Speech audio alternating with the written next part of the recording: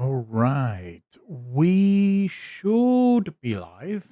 Let me just make sure. I hope that you can all see me. I hope that you can hear me. Hopefully, not like last time where the sound was, well, completely broken. Ladies and gentlemen, welcome back to each and every one of you. And of course, welcome to this, the first episode of the ZA report. In this, it'll be a live stream where we cover the news, we cover stories that I don't really see the point of making a video on because it'll take way too long to actually explain, specifically stories that require a lot of research, stories that isn't just easily swathed away because, it's pretty standard stuff. I'll put in these live streams so that I can actually dive into the research, or I can actually, walk you through the article and hopefully you can ask questions, and that I think makes it a lot easier on everyone. I hope that you all are doing very, very well. It is, of course, Tuesday afternoon, so it's not Monday anymore, which I guess is actually pretty decent. Of course, we are going to be talking about the ANC's action plan, let's call it for now, although it might soon turn into our next nightmare, although probably not next, just a continuation of the already abysmal performance of the ANC. But we'll get into all of that. Earlier today, I made a video just basically running you through all of their 10 points, the plan, so to speak, although I must admit, there was no plan. It was effectively the ANC going into a special meeting called the NEC special meeting. I know, imaginative as it is. And they spent, I believe, almost 3 days. They spent talking about their biggest failure, which is, of course, the economy of South Africa. For those of you that aren't aware, the economy of South Africa is currently growing at about 0.8% per year. Now, if we were America, or if we were a lot of European countries, that wouldn't be great, but it wouldn't be terrible, okay? Because you're dealing with the largest economy in the world, in the case of America. Even if it is just growing at about 0.8%, that's still growth. We're an emerging market, which means we should be growing at 3+% per year, and we have the potential to grow at much higher than that. South Africa could potentially, with the right economic policy, grow anywhere from 6% to maybe even 9% if we actually applied ourselves. Because unlike almost every other country in the world, South Africa might not have the size of America. We're not as large, although we're not small, but we do have the same advantages as America. We pretty much have all of the resources that one would require to make a successful economy. We have food, and we have a lot of land to create our own food. We don't really need the rest of the world when it comes to food production. Our seasons are perfect because we can pretty much plant year round, right? We don't need anyone else in the world. We can pretty much find places to grow everything we require year round. We have oceans on pretty much 3 sides of South Africa, although we technically only have 2 sides. But we have ocean all around us that gives us access to fish, that gives us access to trade networks. We are effectively a country that should be in the top 5 greatest economies in the world. And we have people. We have people that are an incredible resource. But this has not happened, and it continues to not happen. So why is that? Well, the ANC spent the last few days figuring that out. And effectively, their answer to all of these questions was, we're not communising hard enough. Is that even the right word? We're not communisming hard enough. Yeah, that's the right way to put it. Effectively, going through all 10 of their points, and I won't go through them again. You can go watch my video on the 10 points if you want to know exactly what they are. But there's effectively 3 or 4 of them that deal with local government and how they have to get local government to grow the economy. All right. How will local government do that? Well, they're silent on that issue, except for the fact that they're going to form a new action unit that will help local governments cooperate with national government. Now, we already have that department. There's a minister for intergovernmental cooperation, like an actual minister for that. But we need a new task force that does what the minister does, because I think it's literally called the Minister for Cooperative Government. That's literally what it's called. It's supposed to be the minister that oversees the cooperation between local governments, municipalities, and the national government, as well as all of the departments within national government and how they work together. But no, we need a new task force to basically oversee that. Then we need another task force in the presidency, which is this task force is to make sure that all of the other task forces are doing their jobs, and gets confusing fast. But anyways, there's multiple new task forces. And then, of course, most of this entire bill, like, I'll give you guys my quick notes. Now, I watched the whole thing. These are my quick notes, right? So this is just, as he was talking, I was making notes of all the things that he was sort of rambling off on. And you'll look at all of this and you'll find there's only twice that he speaks about private sector sort of involvement in saving the economy. And that is where, one, they're saying that the private sector should help pay for a lot of this stuff. And the other is railways, where they think the private sector could probably build a couple of railways if needs be. That's it. That's it. The rest of it is all just more government, more everything. Now, when we actually look at this and we say, okay, the definition, and some of you in the comment section did say this, the definition of insanity is doing the same thing over and over again and expecting different results. And we can look at the unemployment rate of South Africa to recognize our current situation. So let's just quickly lay out what our government is currently doing. Okay. So from 1994, our government has embarked on a communistic approach to the economy. Effectively, all that means is the government wants to be part of every single solution.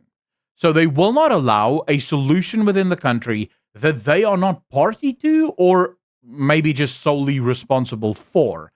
This is why they also follow a more top-down approach where they try to tell the rest of the country how and where the resources of the economy needs to be spent. And that's actually one of the things that is in this, by the way, under drive local economic development and infrastructure, or investment in infrastructure.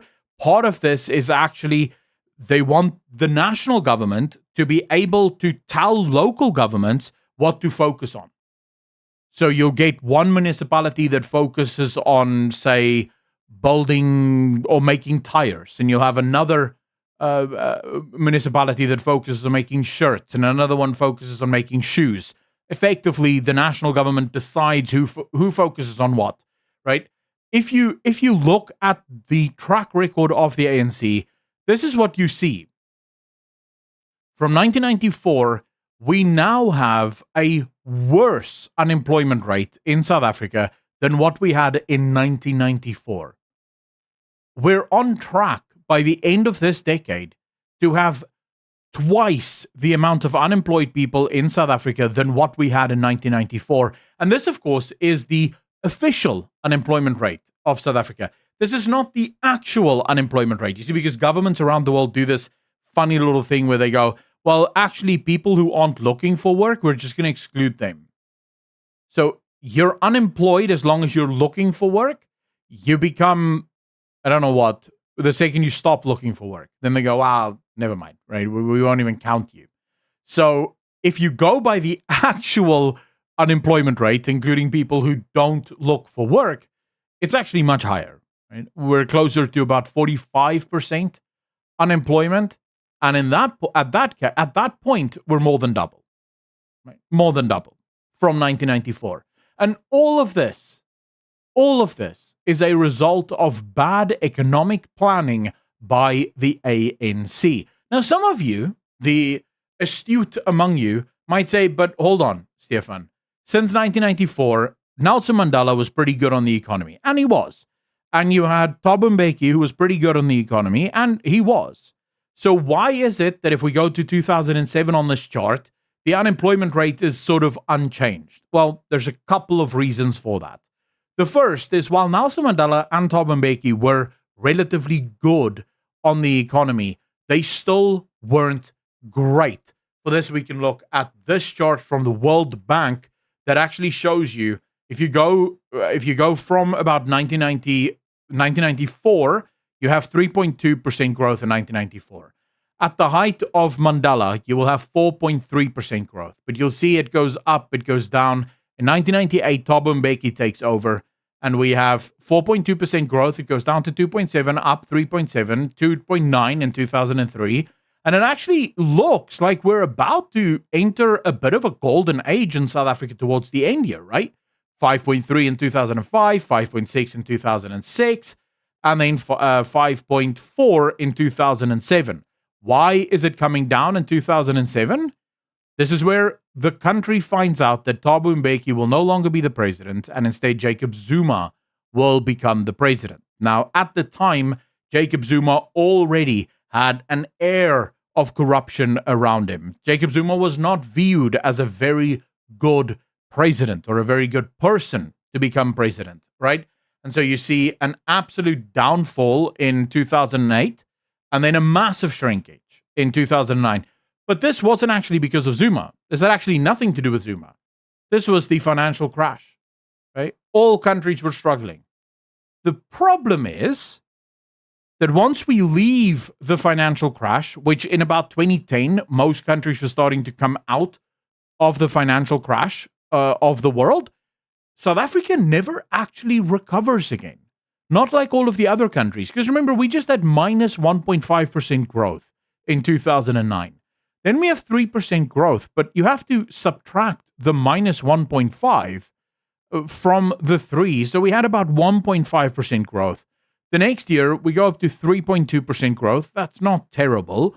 But then we're down to 2.4, down to 2.5, down to 1.4, down to 1.3, down to 0.7, up slightly 1.2, 1.6. All of this from about 2012 is where we see so in 2012, around there, BEE becomes BBBEE. So broad-based Black economic empowerment. So instead of just being BE, which is already not great for the economy, because you're telling business to prioritize skin color over just making money, which is what business wants to do. Business doesn't really want to be in the business of government, but never mind that. In 2000, I believe it's 2011, 2012, we have the expansion of BE to BBBEE, which is now even more oppressive on businesses. It's also around this time that we start getting a little bit of a touting of EE, employment equity, that is going to come. Although employment equity would only come under Mr. Cyril Ramaphosa, who would be the man to finally usher in employment equity as well. So effectively, all of this is a direct result of ANC policy. The ANC is behind all of this. Their governance style, everything that they submitted to in the last 3 days or yesterday when they started talking nonsense about this stuff, is just more of the same. So just quickly listen to this. Using electricity tariffs for economic growth. How are you going to do that? Well, we're going to build new transmission. How are you going to do that? No answer. Accelerate freight and logistics. Build more railways. How are you going to do that?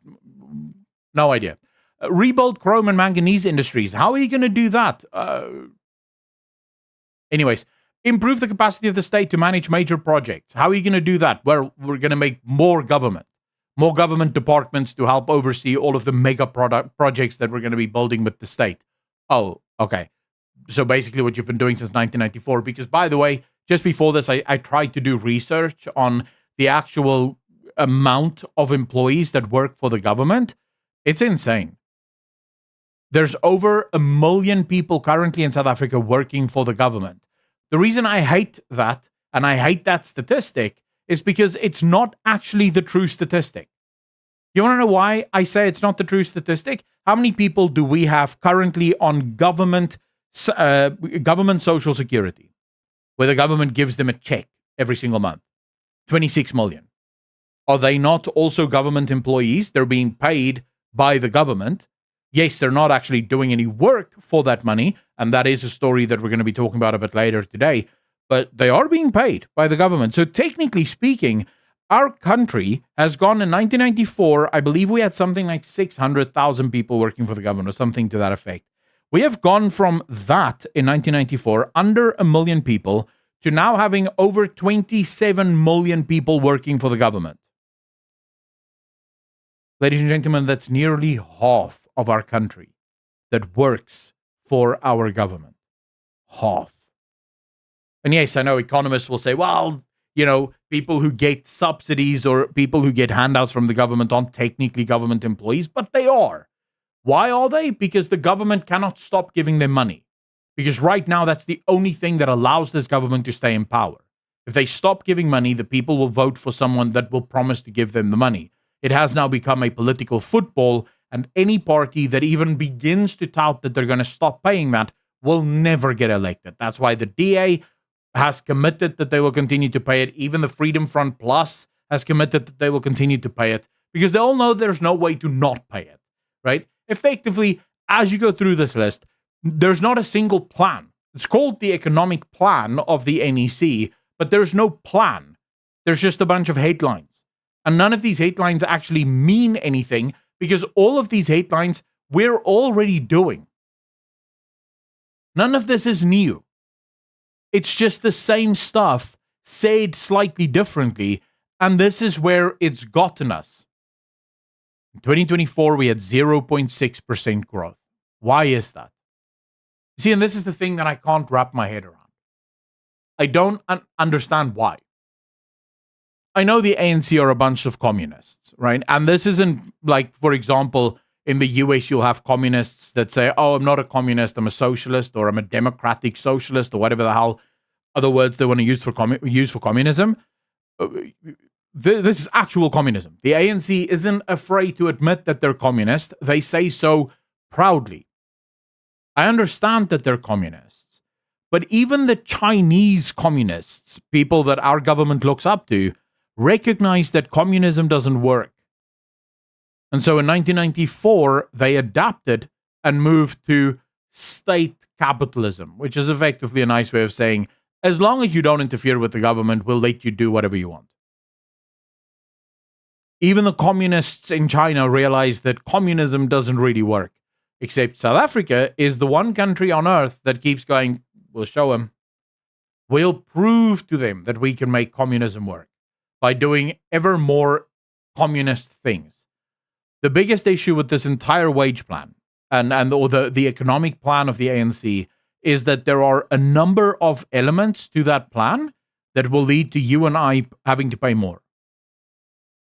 We will end up paying more money for effectively the ANC to waste it. Because, guys, I want you to understand something. When the ANC talks about they want to spend more on infrastructure, with what money? We're already at 77% debt to GDP. In other words, we're already not making enough money as it is to supply all of the things that we must pay. So where the hell is the money going to come from for more infrastructure spending? Not just that, by the way, but the government also committed to more social grants. In fact, one of the points here, let me just see, which one is it again? Labor activation. Labor activation initiative doesn't actually mean what you think it means. It means, you guys remember how the president said that they're going to employ something like 300,000 assistant teachers in the country? By the way, all paid with the tax dollars? Yeah, they're actually expanding that rapidly. That was the word he used. Aggressive expansion of the presidential employment stimulus. So the government's just employing more people now, and you and I are going to be paying for that. Our taxes are going to go to this nonsense. More, and of course, not only that, but they want to increase the public employment program to employ even more people into government, because ultimately for communists, that's the only plan they have. Again, what I don't understand is why. What is the ANC gaining from destroying the economy of this country? How after 30 years is there no realization? Because even Mao realized that he was wrong. He didn't realize it all the way through, but even Mao, when he started seeing his own people die, relented and said, okay, wait, how about you guys can continue to farm like normal and we'll try this again at a later date. Even Mao said that after the first great famine of China.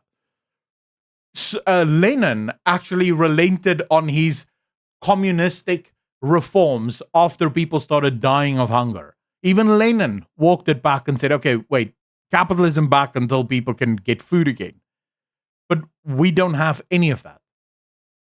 In our country, for some reason, this government is completely and utterly opposed to relenting one iota of their insane economic ideals. Even though it's not working, it hasn't worked. Economists have been warning them before every single new economic policy that it's going to fail, and they continue to go, nah, we will try again. Let's run this back one more time, because apparently that's the way it's supposed to happen. So yeah, guys, ultimately, the reason it will fail, and I didn't go into this in my video earlier today because I just wanted to give you an overview in that video of what the plan was. The reason it will fail is this is just more of the same. There's not a single line in the entire plan that is new. That is something that the ANC hasn't said before. And now I'm starting to wonder, what did they do for 3 days? They had this special NEC meeting. And was there no one at this meeting at any point in time that went, guys, I'm getting deja vu. It feels like we've said a lot of this stuff before. No one. No one said anything. And then you look at them sitting on the platform, on the little stage, looking oh so proud, right? Oh, we just finished our NEC meeting and we don't want to alarm anyone, but this one's a good one. It's a good one, this one. Ultimately, I think the ANC did. How many of you watched it? Did any of you actually watch this show? I call it show, but it is a show, really. There's nothing serious about this government. But if you haven't watched it, just look at Cyril Ramaphosa. Dude, the guy looks dead inside. It genuinely looks like Cyril Ramaphosa is just waiting for death. He's standing on that stage and he's sort of quietly wishing that lightning will just strike him. He doesn't want to be there anymore. And I think I understand why. Because I think Cyril has at least enough intelligence to understand that nothing they do helps. They don't seem to be able to fix anything. I think the issue for Cyril is he's so ideologically captured that he doesn't understand why can't they fix anything. His genuine belief is that if we can just stop the corruption, things will fix itself. Like, things will fix itself. We just need to stop the corruption, which is not entirely wrong. To be clear, it's not wrong. If we can stop the corruption, South Africa will at least grow again. It won't be great, but it'll grow a little. We have to Switzerland. Magna, just want to say thank you so much for the $13. I really appreciate you. I will read all super chats and stuff after. So please, if you have super chats, I really appreciate that. And I will read all of them and I will answer them after this. But yeah, ultimately, guys, there's no... I've been looking. I've spent the last few hours desperately trying to figure out what can work in this plan. I've been reading through every single statistic I can find. I've even read a couple of studies. And that's how I got onto one of the stories we're going to be covering today, into universal basic income. And just trying to figure out if there's something they see that I might be missing. Is there something that works here? And there, no, none of it's working. It's a complete waste of time. And then you put into, I think, Franz Grunier said that Cyril Ramaphosa has been trying to resign for, I think, 3 times now. Cyril Ramaphosa has tried to resign as president of South Africa. All 3 times they've basically blocked it and said, you can't resign. You need to stay. The reason for it, there's no one else. Like, I think this is the one good thing that we can all take from this. I do not believe that there is an ANC after 2029. And the reason for it is Cyril Ramaphosa was the last big name in the ANC. He was the last guy. If you think about the ANC had Mandela, they had Thabo Mbeki, they had Zuma, and they had Cyril. Those were the 4 people of the ANC around which the entirety of the ANC myth was built. If you look at Mashatile, for example, his approval rating is bad, even within the ANC. People who would vote ANC don't like Paul Mashatile. You look at Gwedi Mantashe, he has no approval rating whatsoever. You look at Fikile Mbalula, there's nothing there.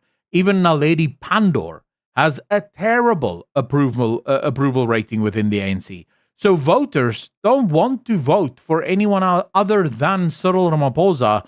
And even there, people no longer want to vote for Cyril Ramaphosa. And Cyril Ramaphosa will be forced to step down at the end of 2028. Because that's how the ANC works. They will need a new president. Once they have a new president, they'll fire Cyril Ramaphosa and the new president will become the interim president, or the deputy president will become the interim president of South Africa until such time that, there's another election. I don't see an ANC after that election because there's no leader currently within the ANC that can stand up, which means the ANC is probably coming to the end of its rope. Before any one of you think, well, what does that mean for MK? What does that mean for the EFF? The good news, and it really is good news, the EFF will... This isn't a prediction. This is just my read as things stand currently. And as I look at the data that's coming out, the overwhelming majority of South Africans between the ages of 18 and 35 wants South Africa to forget about its racist past and just move forward. And when I say overwhelming majority, I mean 72% of black people between the ages of 18 and 35 want South Africa to forget about apartheid and racism and just move forward. Why? Because if you're between the ages of 18 and 35, you know nothing of apartheid. You weren't alive then. You weren't around, right? So the only government you've ever known is the black ANC government. And all of the misery that you see in this country is wholly and absolutely only in front of their door. So I think South Africans, I think it's very easy to fall into the trap of thinking of social media as indicative of reality. So you'll log on to X and you'll see all of these EFF supporters, and they'll be everywhere talking about how they're going to protect their CIC and how Julius Malema is the greatest guy on earth. And yet Julius Malema's party has never been able to get past 12% of the country's support. 12%. This in a country where less than 40% of voting-aged adults vote. This means that if you actually correct for the number of people that don't vote and also didn't support him, you actually find that the EFF has less than 4% of the entire country supporting them. The super racist party that wants to kill white people, less than 4% of South Africans actually give a crap about that. They don't want to vote for that, right? Otherwise, they would be voting. So I don't see the EFF. I think the EFF will lose even more support as their supporters start to realize that the EFF isn't really the answer. So I think that is going to happen as time goes on. The MK is going to be around as long as Jacob Zuma exists. That's it. The MK is a cult of personality party. So as soon as Jacob Zuma takes a step aside, that's dead. So we don't have to worry about the MK. The ANC, when they crumble, one of two things will happen. Either their voters will just stop voting.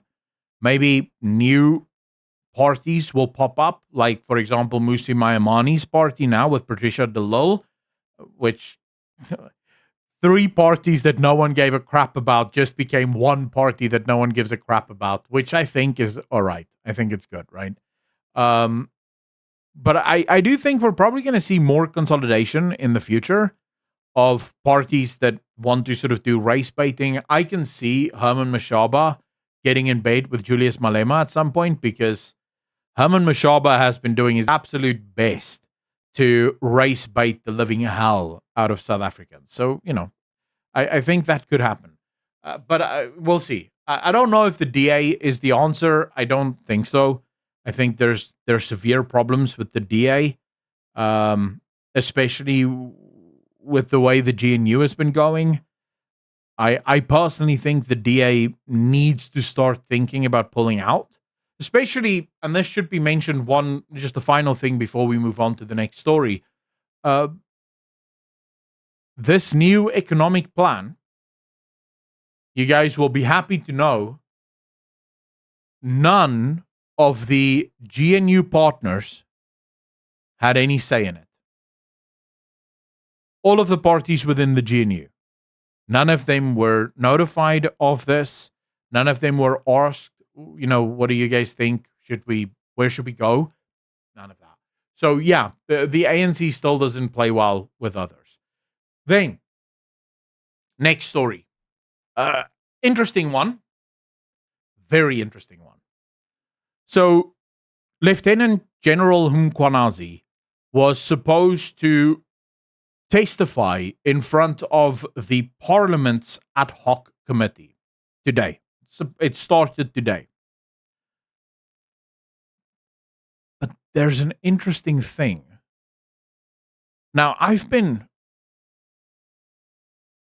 very confused with Julius Malema. Shortly after Mkhanazi started ringing the bell on Mkhunu and the corruption within the government, Julius Malema was on board with it. He was like, yeah, let's go. Let's lock up all of the ANC people. And then, almost as if he realized that Mkhanazi isn't actually on his side, Julius Malema flipped quick. Like, Julius Malema started calling out Mkhanazi for how he came out. He started criticizing Mkhanazi. He started accusing Mkhanazi of trying to play politics rather than just, how can we put it? Rather than just being a police officer. So I've been very confused about Julius Malema. But okay, Mkhanazi is supposed to appear before the political or the Parliament ad hoc committee, where he's supposed to testify about basically all of the things that's currently happening in the Madlanga Commission. Except when Mkhanazi wanted to start today, Julius Malema said no. You won't start. Why won't he start? Well, because there was an agreement between the ad hoc committee and the Madlanga Commission that they will share documentation. So all documents from the Madlanga Commission will be shared with the ad hoc committee for Parliament, and Parliament will do the same. If they find documentation, they'll share it with the Madlanga Commission. Neither is legally binding, but they do have the ability to share. Okay? So Lieutenant General Mkhwanazi's lawyer decided instead of doing a whole new testimony and a new affidavit, like the one that he delivered at the Madlanga Commission, they'll just do a supplementary affidavit.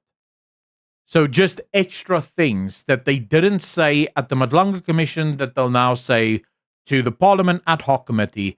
And Julius Malema got very angry, like almost irrationally angry.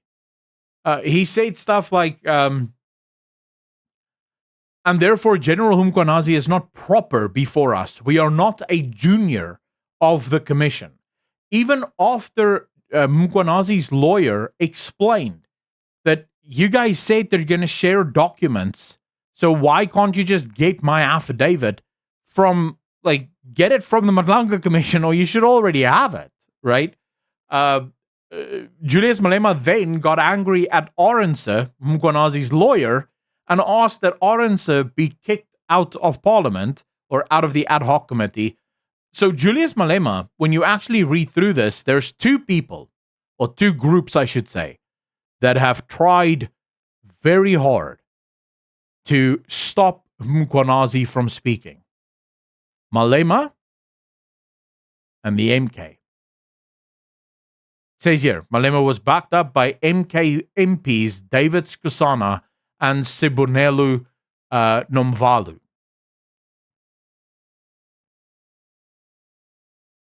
So why is it that Malema and the MK doesn't want Mkhanazi to speak? Why are they trying to block Mkhanazi from speaking? I mean, this shouldn't make any sense, unless, of course, Julius Malema is just as guilty, and Julius Malema most likely found out that Mkhanazi is not on his side. Now, I don't know what to make of Mkhanazi, just to be clear. I genuinely don't know yet. There's been so many reports of Mkhanazi also being corrupt, but then every single time I hear Mkhanazi speak, he sounds like a very honest guy. I don't know, maybe I'm just so black-pilled by this country that I'm incapable of spotting criminals, right? Because everyone's a criminal. But Mkhanazi appears like an honest actor. I'm not saying his hands are clean. He most likely does have some skeletons in his closet, but maybe it's not as bad as some of the other people. It's just interesting that Julius Malema wanted to stop him from speaking. We'll see. I'll keep you guys up to date on this story specifically. As you can see here, he demanded that Arendse be removed. It's weird because right now they're trying to get Mkhanazi to literally just change one word, not give a new affidavit. They just need to change the word supplementary. That's what Julius Malema is currently having a problem with. Don't call it a supplementary affidavit. Now, if ever there was a more asinine argument from semantics, it would be that. But hey, Julius Malema is also now a convicted felon, a convicted criminal. So maybe he just doesn't want another lawsuit to come his way. Or maybe this is how criminals act once they've been convicted. Who knows? There's no way for us to know, right? So ultimately, just wanted to share that with you guys. Then, let's talk about the Russian plane. How many of you know about this story, by the way? The Russian plane on the US blacklist landed in South Africa. I covered this yesterday. If you haven't watched that yet, you should go watch that video. I read through a number of articles to figure out what exactly happened there. Because as you can imagine, News 24 left some stuff out. I know. Shock and horror. Shock and horror. Even in this article, News 24 still will not say that there are sources that's confirmed that it has been weapons that was transported by that plane and that they unloaded or offloaded military equipment and weapons. Because there are actual sources. There are news reports from actual outlets that say it's weapons and military equipment that was offloaded. It would make sense because the Uppington Air Force Base or the Uppington Airport that this plane landed at has a couple of interesting things that most people probably don't know about. It has the longest runway in the world, or at least one of the longest runways in the world, 5 kilometers, 4.9 thousand meters of runway. Why is it that long? Because during the apartheid era, it was used for the transport of military equipment as well as nuclear weapons and nuclear fissionable materials. Because those planes are incredibly heavily loaded, they take a long time to reach the speeds to take off and a long time to slow down enough to where, they don't just fly off the runway. So why would this plane, we're told that this plane landed there because it had, according to the South African government, by the way, they say, carrying general cargo, civilian helicopters, and acrobatic planes, the Department of Transport has said. The issue here is that this is a blacklisted plane. The plane spent a very long time in Iran before flying to South Africa.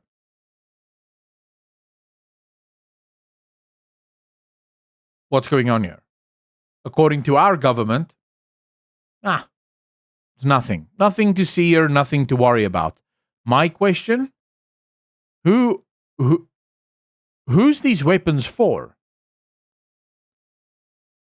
Our government is a government. They're allowed to buy weapons from other countries, just FYI. We have a standing military. We can buy any and all weapons we want from any and all other countries. There's no restriction for us. Why this secret purchasing order? I don't understand it. To me, it screams one of two things. The first, these weapons are not meant for our military. That should scare the living crap out of all of you. Or these were not military weapons. Which then begs the question, what is our government involved in with Iran? Are we busy building nuclear weapons for Iran?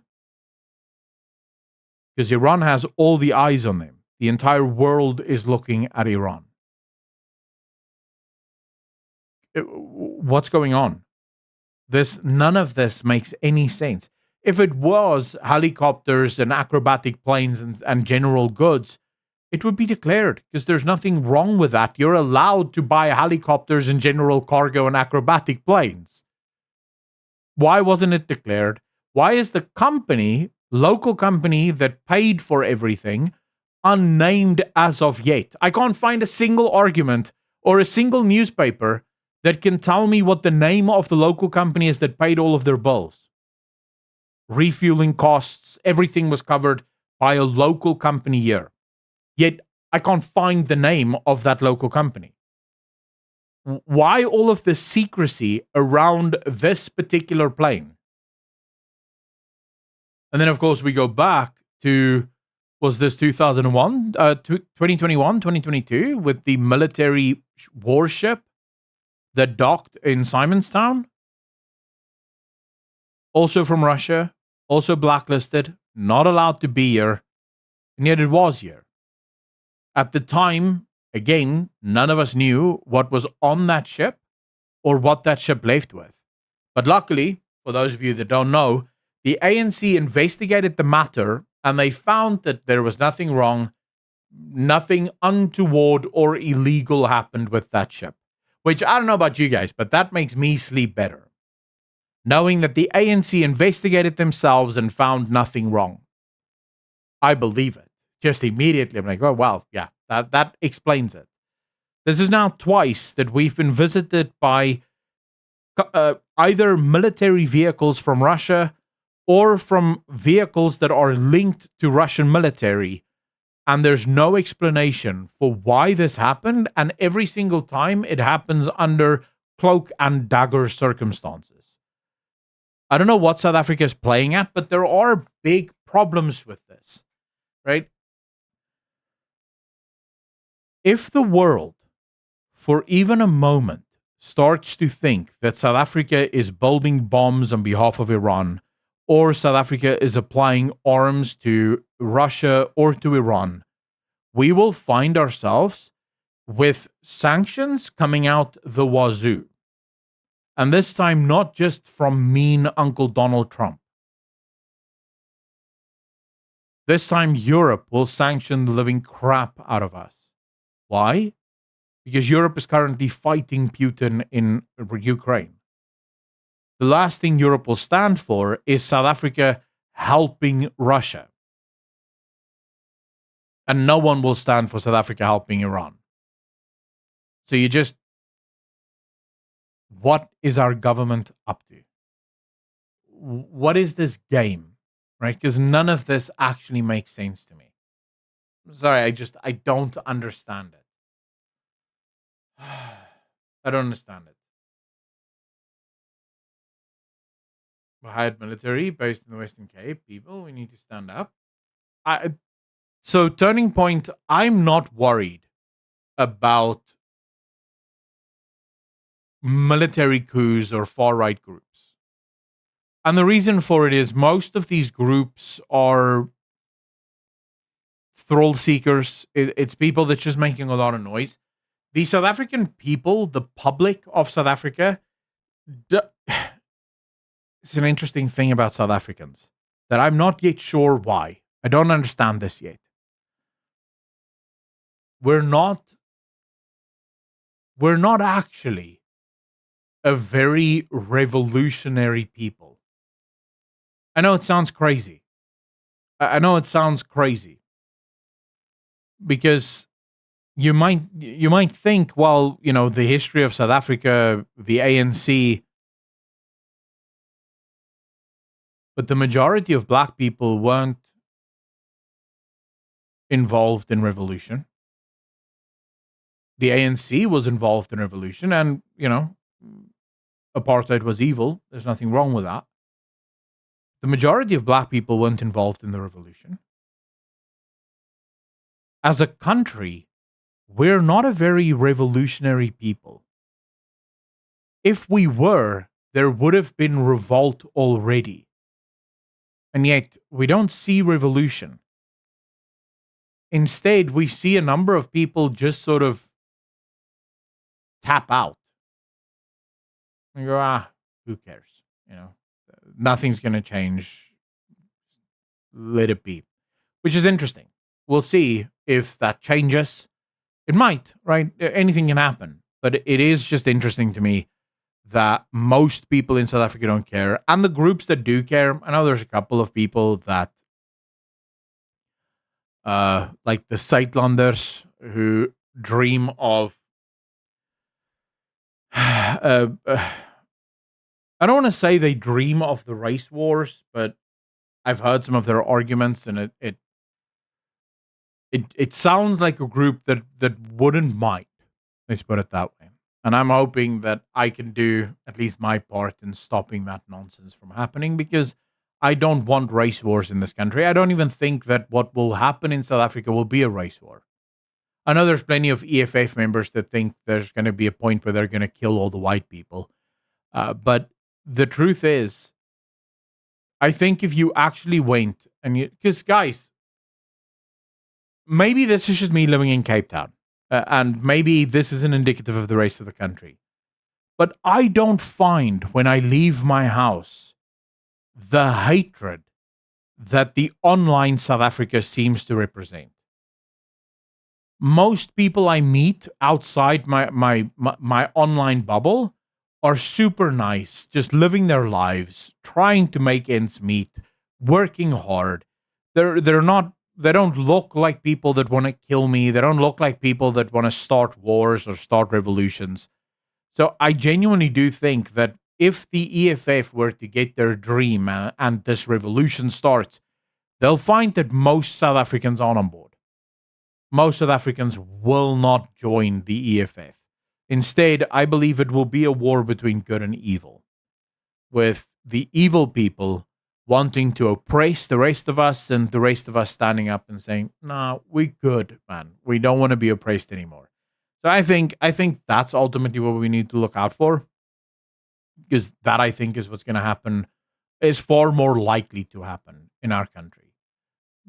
Less than, some race war that some EFF moron is dreaming up because he's bored and he doesn't have a job and he doesn't understand why Julius Malema can't create jobs for him, but still believes that maybe the job is still in the mail, even though the post office doesn't work anymore. But they don't know that because, well, education and all that. So we'll just leave it at that. They'll wake up at some point and realize, wait, where's all the people? Why does the other side have way more people and guns than we have? So we'll see how that happens. Next story, and this is actually sad, guys. I wish I could give you good news. Like, I wish I could do a live stream where I cover good stuff happening, and I could tell you that something nice is happening in South Africa. The problem is nothing nice is happening anywhere. This is a quick story, though, so it's not too bad. It's more just, it's another indication of how useless our government is. So it's Steve Biko. For those of you that don't know, it's the academic hospital in Pretoria. It once one of the best hospitals in the country, just FYI. It was free for anyone that lived in Pretoria. You could go there. Yeah, it would be long queues, but you would get amazing treatment. It's no longer that good. So now I wouldn't suggest that you go. But Steve Biko had a planned power outage where the Department of Health switched off the power to the hospital without warning and without any backup systems. I don't know. I don't know how many of you know about hospitals, but there's machines and stuff in hospitals that help people breathe. These machines are not called humans. They're actual machines that require electricity. You have things like dilation, right? Is it dilation? No, it's not dilation. What's it called? The blood transfusion thing. It has a name. Is it? No, it's not dilation. Can't remember what it's called. Where you take blood and you clean it and you put it back into someone's body. Dialysis. That's the word. Dialysis. You have dialysis machines. The only reason I just thought of that is I have my uncle's brother had kidney failure, and he had to weekly go for this dialysis to keep him alive. So that's why I thought of that just now. But all of these machines were off. Now, the interesting thing here is the Department of Health, the Gauteng Department of Health, claims they told the hospital. They claim that they told the hospital that the power was going to be off. It's only the hospital staff knows nothing of it. You go through this article, the Department of Health says this was all planned. The staff of the hospital go, wait, what plan where? No one told us. They just literally stood there and realized, wait, none of the machines are running. Patients are in danger of dying. And they were scrambling to try and get patients to other hospitals because they were going to die as a result of this. And the only reason I bring this up is this is the party that wants to fix our economy, right? With their 10-point plans nonsense, but they can't even run a hospital. Actually, never mind running a hospital. They can't even oversee a basic maintenance exercise at a hospital. But they're going to fix our economy. Yeah, I don't think so. I don't think so. Oh, KG, you're preaching to the choir here, brother. You're preaching to the choir. Guys, I will be with all of you and the chat and everything in a second. I have one more story that I want to share with you all. And this is going to make some of your, maybe some of you will have your eyes glaze over with this story. This is stuff that I care about. As you know, I have a huge love for economics. And so whenever we talk about economics and economic elements within society, I just love diving into it. So Daily Maverick, once again, wrote an article. This article, however, is backed up by researchers from Wits University, as well as, I believe, Cape Town University, but I might be wrong on that. But I know it's Wits University. Their argument is that South Africa needs to ditch all of the basic income grants and stuff like that, and we need to get behind universal basic income. Now, very quickly, what is a universal basic income grant? It's effectively a check that the government gives to every single citizen of the country over the age of 18, regardless, right? So if you are 18 years old and you apply for the check, you get the check. And the check can be anything the government decides, right? So it can be 1,000 Rand check, it can be a 2,000 Rand check, it can be a 10,000 Rand check. It all depends, but it is effectively universal. The argument around universal basic income is the fact that it doesn't have the restrictions that other social securities have. So, for example, if you're on the social security grant of the government, or the social distress grant, as it's called here in South Africa, there you can't work. The second you get a job, even if it is just a part-time job, you lose the grant.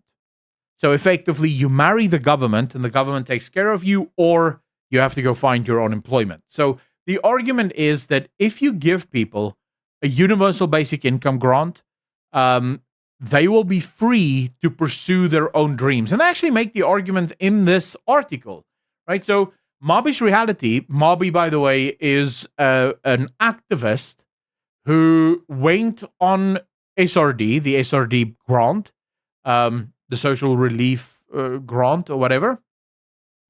Mabi's reality is the reality of millions of South Africans. South Africa consistently ranks by World Bank data as the country with the highest inequality levels. The majority of people don't have access to income, wealth, or opportunity, which is concentrated in the hands of the minority. No, it is not concentrated in the hands of the minority. It is a minority of South Africans that are super, super rich. The vast majority of them are actually black. When you say that it's concentrated in the hands of the minority, what you're trying to talk about is that whites own all of the wealth. You're out of your mind. The vast majority of white people aren't rich. The vast majority of white people aren't millionaires and billionaires. The overwhelming majority of white people live middle class, if not barely upper middle class. Barely upper middle class. And probably not even that. I would say the most white South Africans I know, I would say, isn't even technically middle class. Most white people I know, I would actually class as upper poor. They're not even middle class. They're maybe lower middle class is what I would class them as. So they don't own most of the wealth. There are very many wealthy people in this country, but they're not white. They're black because they're all part of the government and how the government enriches them. So this is just complete nonsense, but never mind that. The World Bank, of course, blames this on the apartheid legacy, which is nonsense, but never mind that. Okay, so they go on. Dr. Kalhausen from the IEJ, however, the fact that the SRD grant remains in place, even with challenges, including the court appeal, is an acknowledgement that the demand for an income safety net is growing. So because the government continues to pay money that it can't afford to pay, That shows this Dr. Kali that people in South Africa want economic handouts from the government. Okay, never mind. She says since the late 1990s already, South Africa has had the conversation about a universal basic income grant. She says that over the years, many commissions and reports, including work done by the IEJ, have come to the same conclusion that the UBIG could help solve many of society's systemic problems. It's a smart option. A universal basic income grant not only alleviates poverty, but supports sustainable and inclusive economic growth and employment. It should be mentioned. This is their assertion.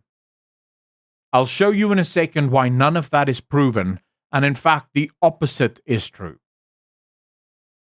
They say that it alleviates poverty. It actually doesn't. And I'll explain it to you logically, but also with data. But okay, so that's the smart option, apparently.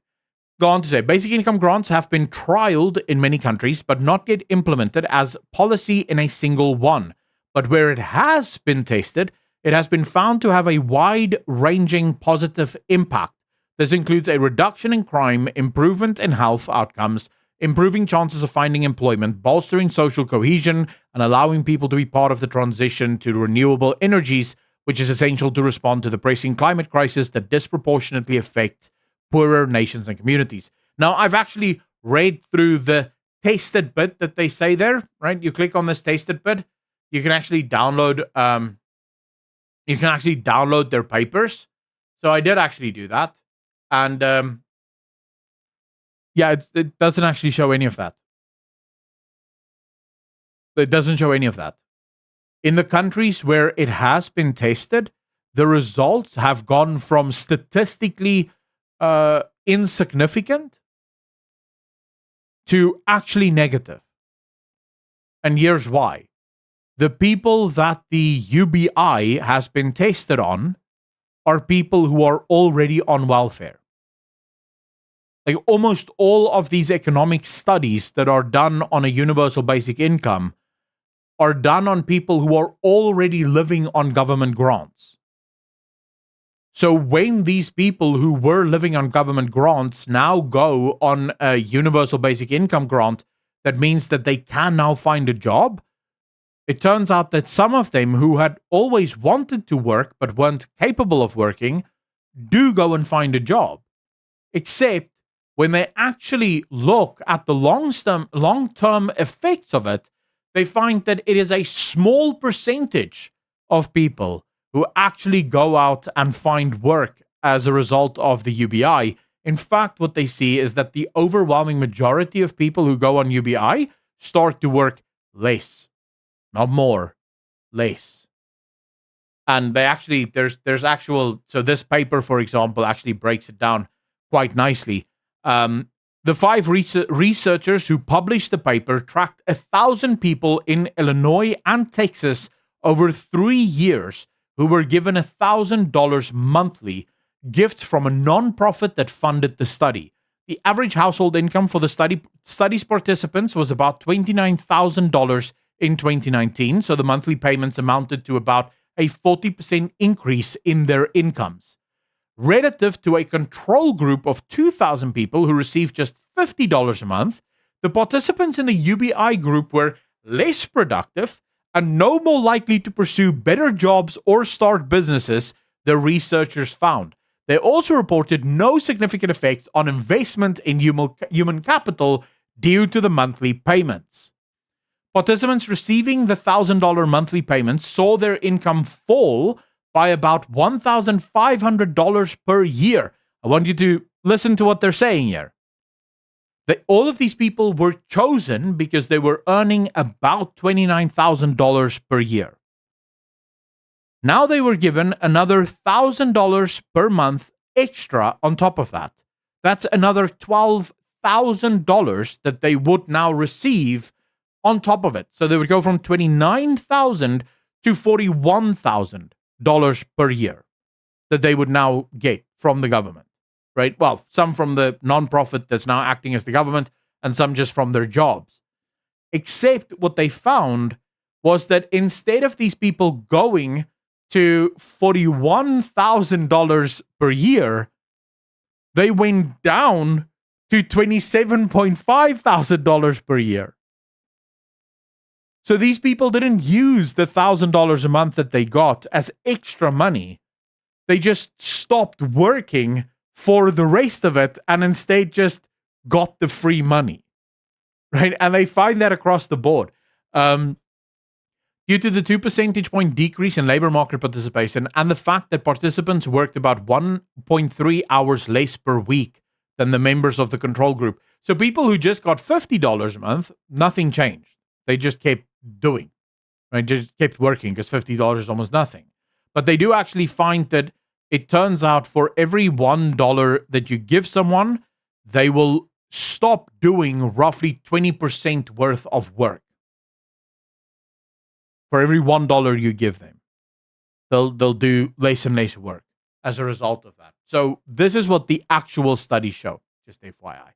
But okay, Housen says it circles back to political will and answering the questions of who benefits from not implementing UBIG, also who South Africa owes money to, such as the World Bank and the International Monetary Fund, and what their interests and conditions are. It's the kind of fiscal conservatism that ultimately benefits the financial sector, creditors, and the wealthiest in our society. There's an inability from policymakers to look past the myths and to see the benefit of investing in excluded communities and people. The argument here, of course, is that people are poor because they don't have money. Now, I'm about to say something that some of you might find offensive.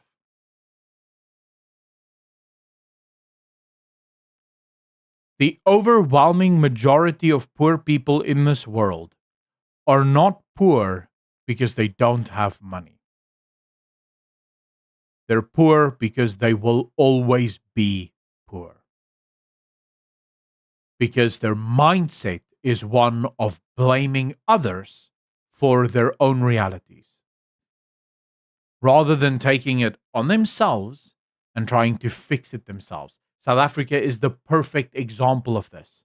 It is actually the one thing that, if my channel can do one thing in this country, if I can save just one black person from the victim mindset that political leaders like Julius Malema keeps profiting off of, my channel would have been successful.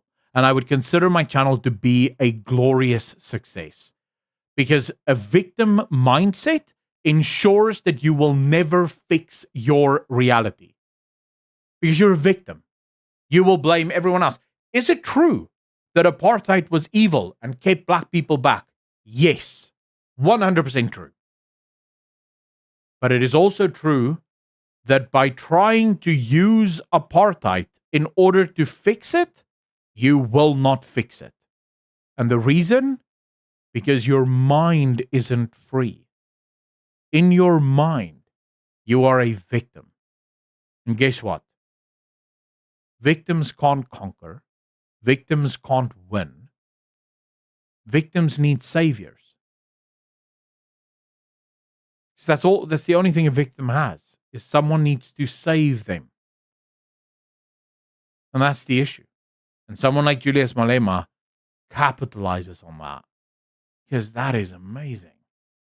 He literally just has to appear like the savior and people will vote for him. He'll get rich and you will remain poor because Julius Malema will do to you what the ANC did to you.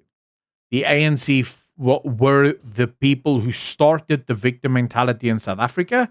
Julius Malema just continued it. But okay, so here's the interesting thing. When Hullink was asked, this is Dr. Courtney Hullink from Wits University, when she was asked about funding, she said the funding proposals for UBIG could come from better tax compliance and mining royalties, especially from international companies that benefit from the mineral wealth in the country but are not directly invested in it. Another funding path, she says, could come from cutting wasteful government expenditure, and she points out money spent by grant recipients is also money that returns to government coffers as part of value-added tax collection. And this right here is how Dr. Courtney Hullink shows that she is entirely ignorant about economics. If the government gives you $1,000 and you then give back 14% of that, is the government making money or losing money?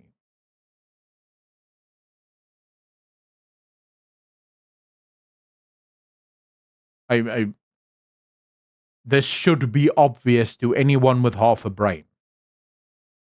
This is the problem at universities. You have morons working there who don't understand basic logic.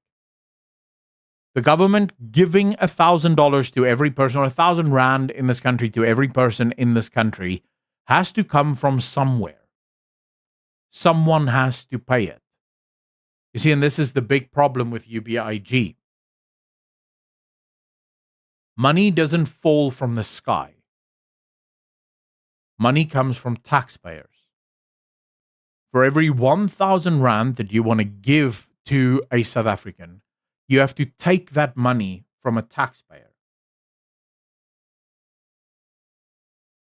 The government can't just take 1,000, because as I've already shown you, the government spends the vast majority of every rand that they get from you in taxes on themselves. Right? So the government will have to take roughly one rand 50 to 1 rand 80 for every 1 rand that they're going to give in UBI. So taxes will have to increase. What does that do?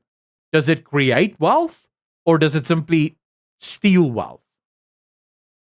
It just steals wealth. You'll just create more poor people, and no one will actually be well off. No one will actually be any better off than what they were before the UBI started. But of course, there's no way to explain that to these people because they're all communists. And as communists, they don't understand basic logic. All things in this world have an action tied to a reaction. Always. And there is no such thing as removing the bad part of a system and only preserving the good part.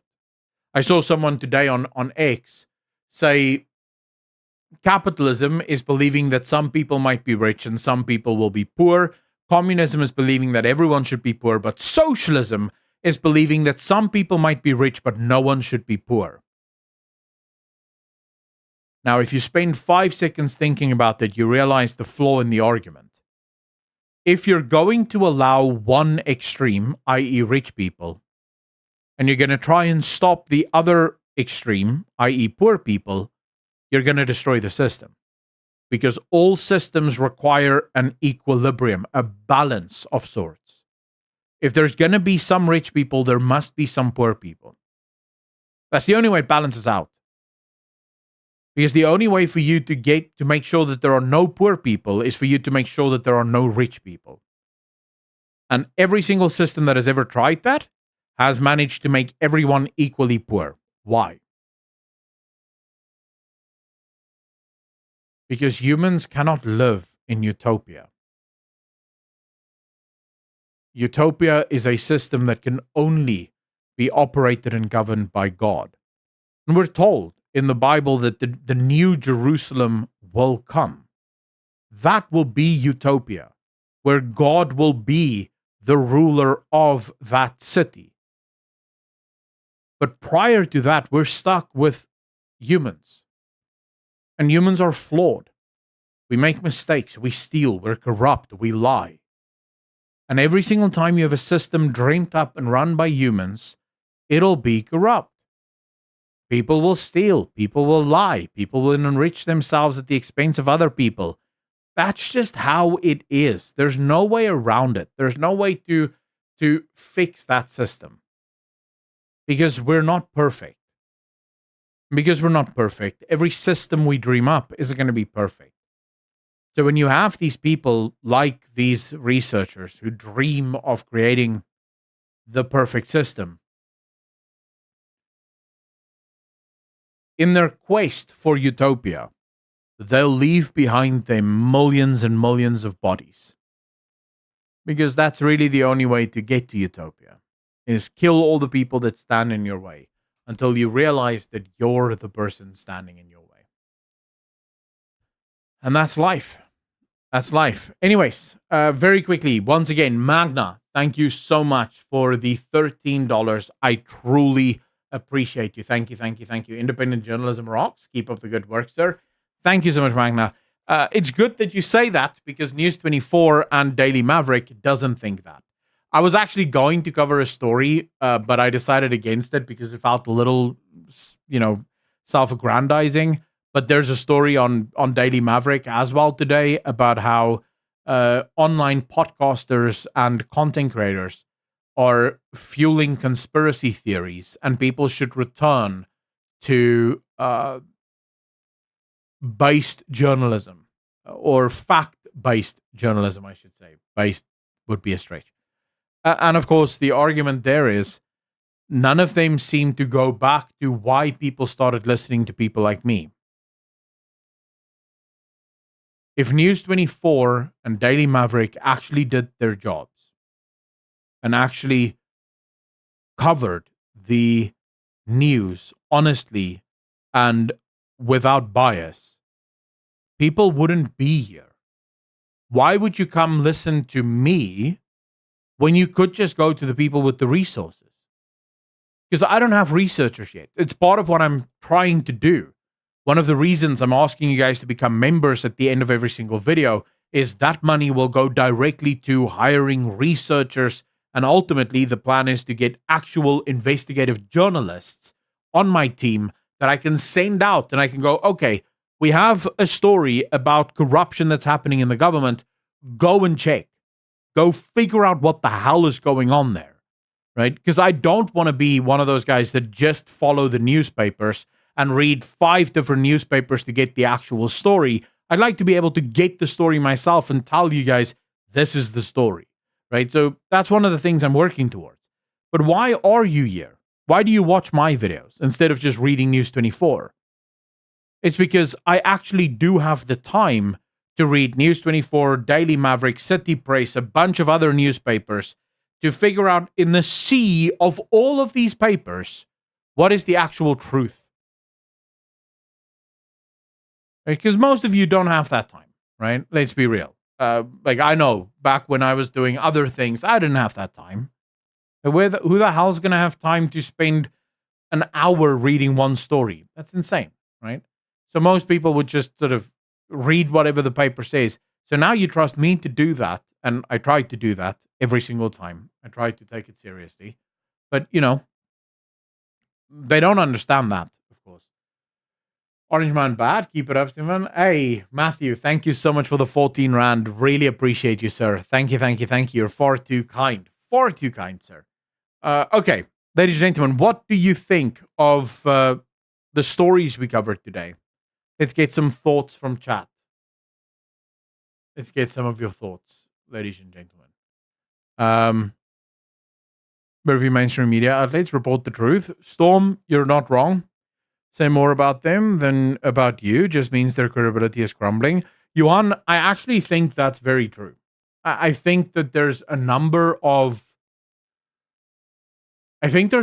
journalists in South Africa that are starting to realize that their control over the system is slipping. They used to be the arbiters of truth. They used to be the people who could basically tell society which direction to go. But that is disappearing. And with the sort of eradication of that, they're desperately hoping that the government will make us or declare us illegal, the podcasters, or at least interfere with our ability to work so that they can hold on to their diminishing power. The sad part of that is that it's never going to work. It's never going to work. So yeah, I think it is just fear. But at the same time, they can cause a lot of problems. RH negative. I can't tell you in a chat. Wait, Teresa, what the hell is going on here? Already 1.6 million taxpayers. The Mork Rock Show. How you doing, bro? The already 1.6 million taxpayers paying 85% of all income tax can totally also pay for UBI. every single time I realize that we have so few taxpayers in this country. So it's not quite 1.6, it's about 7 million taxpayers that pay roughly 90% of all the taxes. But then where you are correct is that the top 1% of taxpayers in this country pay the overwhelming majority of income tax. Like by far, they pay far more tax than anyone else. So in that sense, it is true. But yeah, it's frustrating to see our government trying to pretend like it's a world first or a first world government in a country that can't even supply jobs to half the population. What is your prediction of the next few months regarding the economy?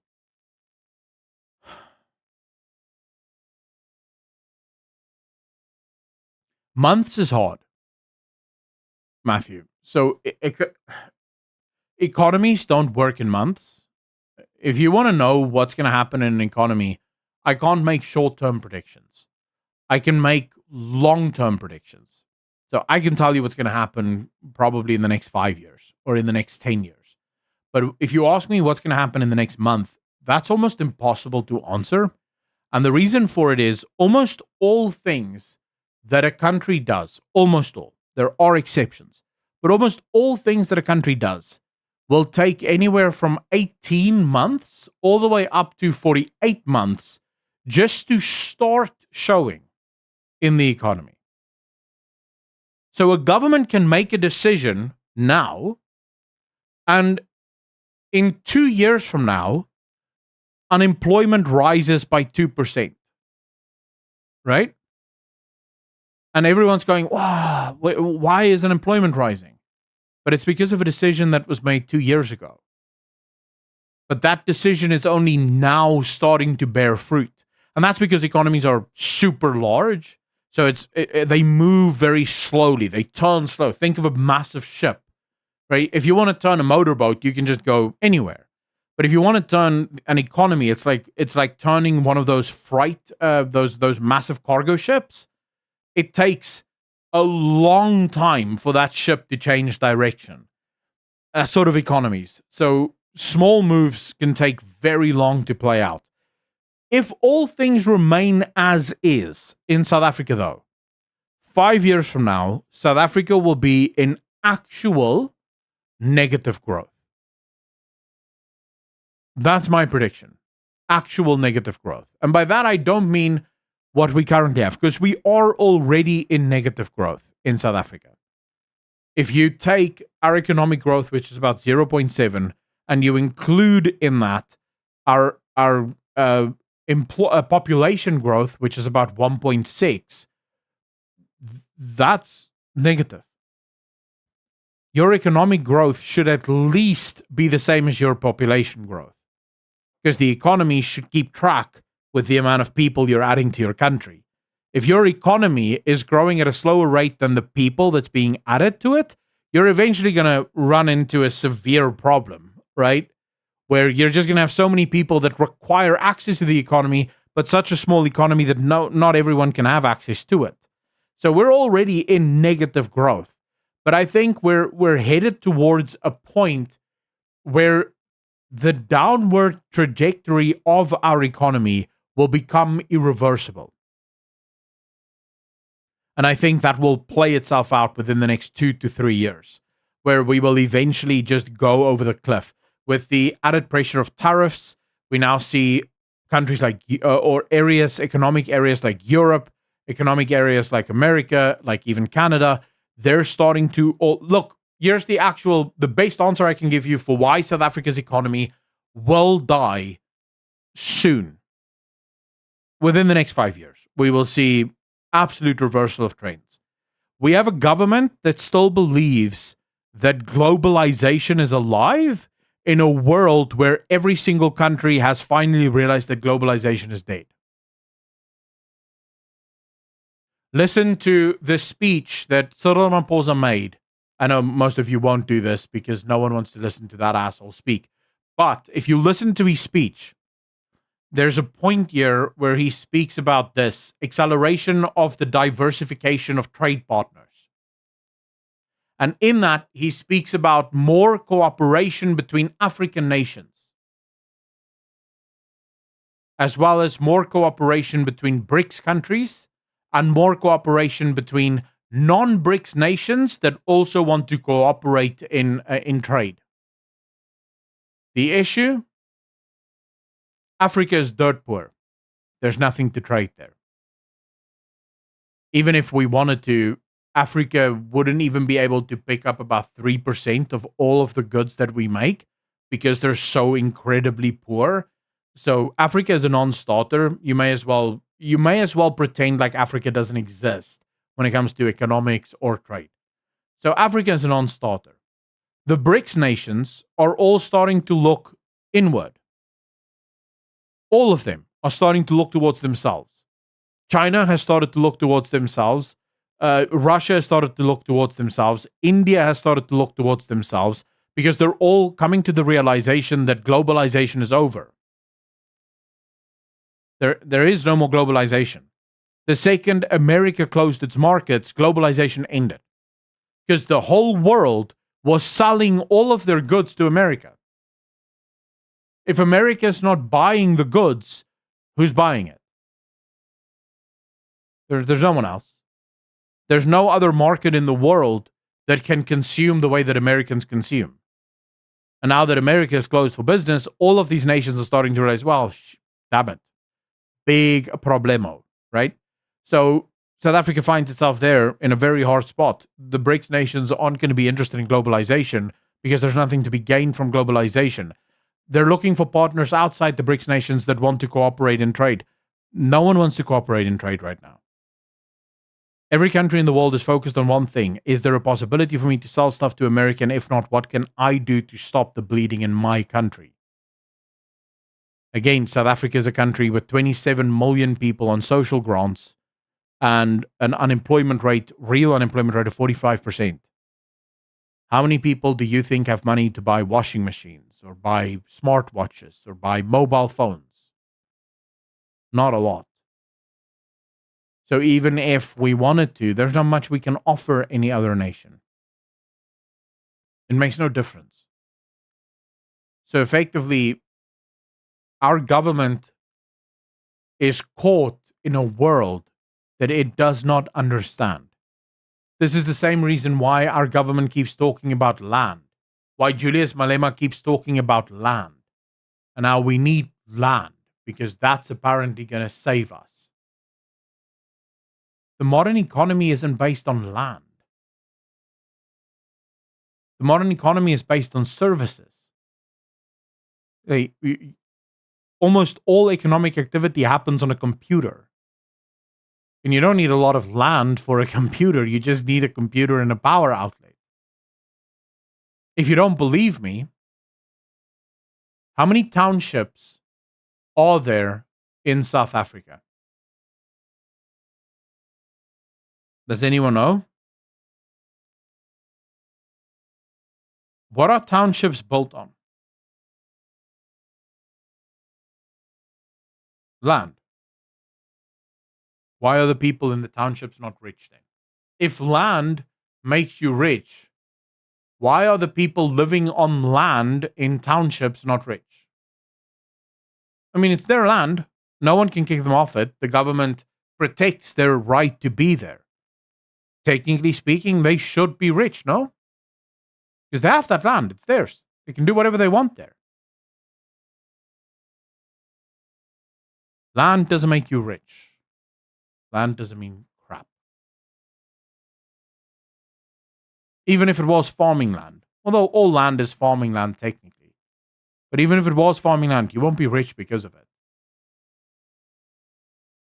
Because the economy is service-based, not agricultural. In fact, we haven't been agricultural economies 200 years? Maybe like 150 years. Ever since the Industrial Revolution, agricultural-based economies were mostly communist. And even they stopped doing the whole agricultural thing and started making factories. Agricultural societies were related to peasants living in the Middle Ages. You're no longer in the Middle Ages. You're living in the real world where we don't base our economies on agriculture. So anyone who thinks that land is going to make them rich is out of their minds. What's going to make you rich is a good education, having access to a computer and actually starting to work. That's going to make you rich. But of course, until you stop believing that you're a victim, that's just never going to happen. Which is the sad part of all of this. Ladies and gentlemen, that is the end of the first episode of the ZA Report. I will be back tomorrow afternoon, same time, same place as today.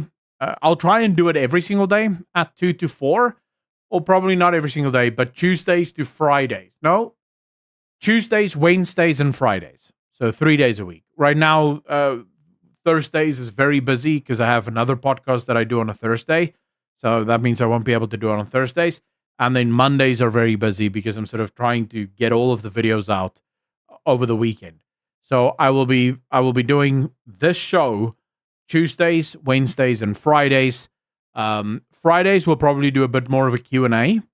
We'll do some news, but then I'll leave more time for Q&A. So if you have any questions that you would like to ask me, you can ask it on Friday, and we'll get into a bit more speculation on Fridays. Maybe we'll do a bit of speculation hour on a Friday. That should be fun. But yeah, every 3 days a week for 2 to 4, I think is a good time. Thereabouts. Ladies and gentlemen, as always, thank you so much to all of you for joining, for being here. Wow. Thundercool with the 50 Danish crowns.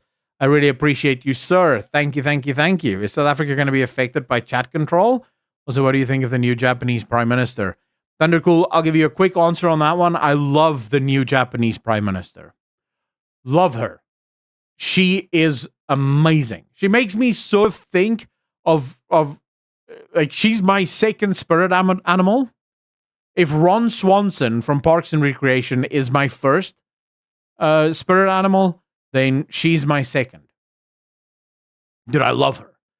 Because she's just like openly, screw immigration, screw all this liberal nonsense, good conservative values, let's go. I think Japan is in a good spot with her. I wish we could get more leaders like her the world over. But hopefully she can fix Japan, because I still want to go to Japan at some point and actually experience that world. So, yeah, thank you so much. I really appreciate that. I'll be back tomorrow, ladies and gentlemen, and there will be more videos tomorrow as well. So watch out for that in the morning, and then in the afternoon, we'll do the live show. As always, ladies and gentlemen, be good to each other, be kind to each other. And I will see all of you in the next one. Peace.